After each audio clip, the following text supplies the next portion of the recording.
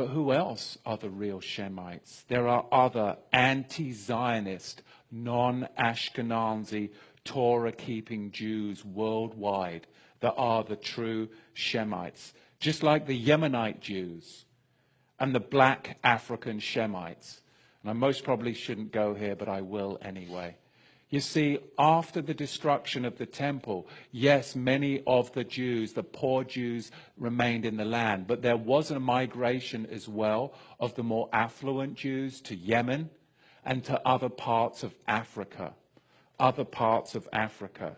You see, the black African Shemites were actually then taken away in slave ships. Deuteronomy chapter 28, verse 68. And who were the owners of these slave ships? Who were the biggest slavers in the 16th century? The Ashkenazi were the biggest slavers in the 16th and 17th century, going into the 18th century. You see, Ashkenazi slaving was huge. This is from, I have to be careful when I say this, so my sources, it's always best to go with Jewish sources, right? Because you just trod on a bunch of toes. So we'll go with the Jewish sources. There's a ton of sources out there, but I'll stick with the Jewish ones because that's just safer. The Jewish scholar Jonathan Shorshak says this: Jewish merchants routinely possessed enormous numbers of slaves temporarily before selling them off. If a slave auction fell on a Jewish festival, it was postponed due to lack of buyers and sellers.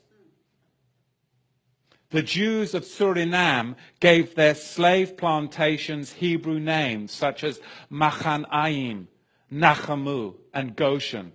Rabbi Herbert Bloom adds that the slave trade was one of the most important Jewish activities.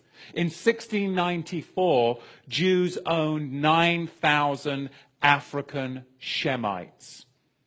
Jewish slaving is in fact confirmed by the Jewish Encyclopedia.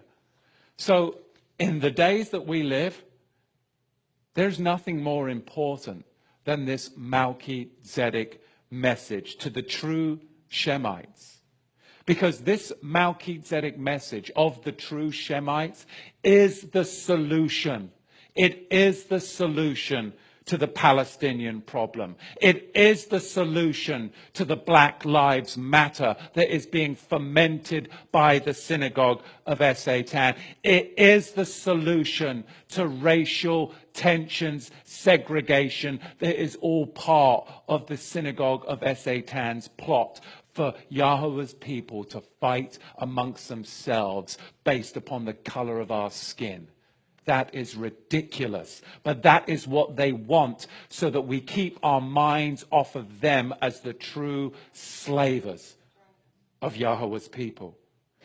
When we all realize who's behind this racial and political fermentation, the synagogue of Satan, and when we join the priesthood together as Joseph's coat, we're victorious.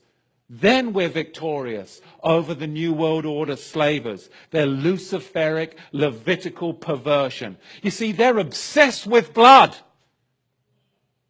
They're obsessed with their own blood, and they're obsessed with your blood. But they're not obsessed with Yahusha's blood.